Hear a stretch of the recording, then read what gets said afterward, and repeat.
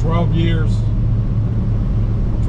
of daydreaming over the day that I could own the flagship, I finally got my hands on the flagship. The 2022 Dodge Challenger Hellcat Redeye Jailbreak.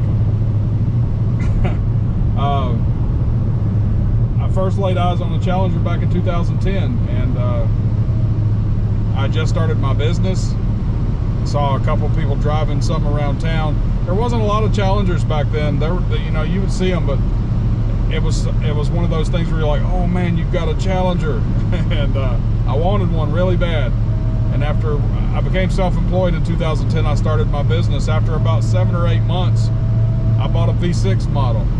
And I could only imagine ever buying an SRT8 at the time, which is now what they pretty much call the Scat Pack. Was back then the SRT8 had 425 horsepower, not even the 485 of the current Scat Pack. And it was the holy grail of muscle cars, in my opinion. And it would be priced about what a Hellcat would be priced now. I think they were in the 60s and 70s back then.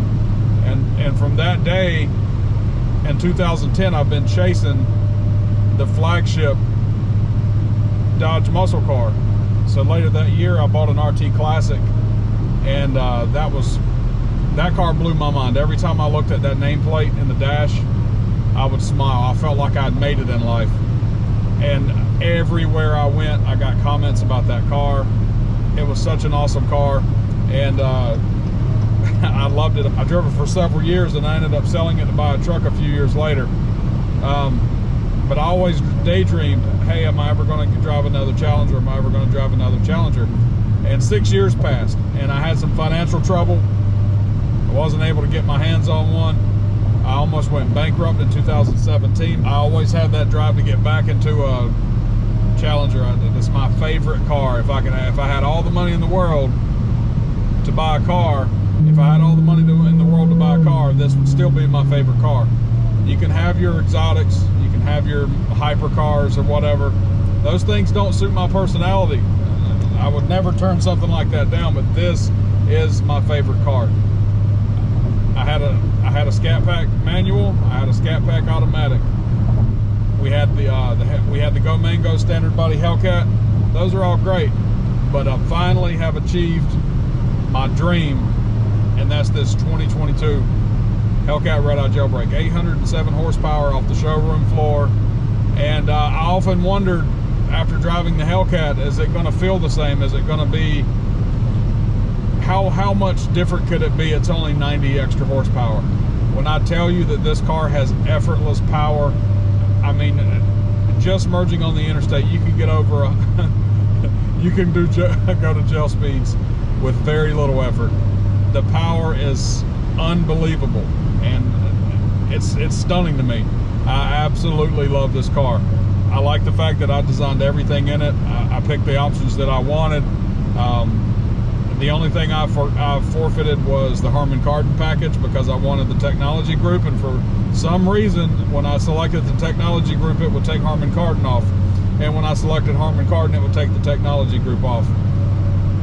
I don't know why, but I wanted the technology group over the Harman Kardon. I can always add a sound system later.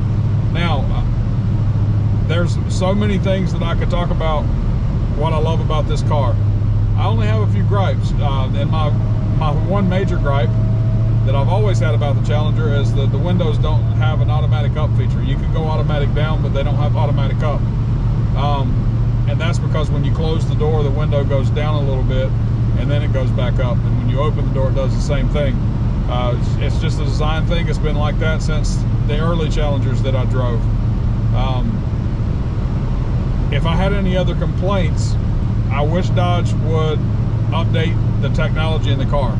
Of course, you've got the power, and I like the interior. The interior is simple and stylish, but my truck has every single feature, like the head-up display, the digital rear view camera, the surround view cameras, all the safety sensors, adaptive cruise control. It has all those features, and I wish this car had those features. I drive my truck 90% of the time, especially when I'm going out to buy Funko collections. And so when I get in the car, I start, you get used to those features. It's kind of one of those things where it becomes second nature, and you miss them when you're driving something that doesn't have them. Prime example, the head-up display. I use the head-up display to tell me what the speed limit is in a certain area. When you're on the highway driving hundreds of miles, you may not see every speed limit sign, and it's always good to know what the speed limit is in that area. That is not an option in this car, and with this car, with its effortless power, you want that option. But this is a love affair for me with this car. This is a staple. The only way I would sell this car at this point is if the 23 model comes out and it's better. And I don't know what's going to happen with the 23 models, but it's something else. My wife and I have spoken, and if this business that we've started really takes off, and it really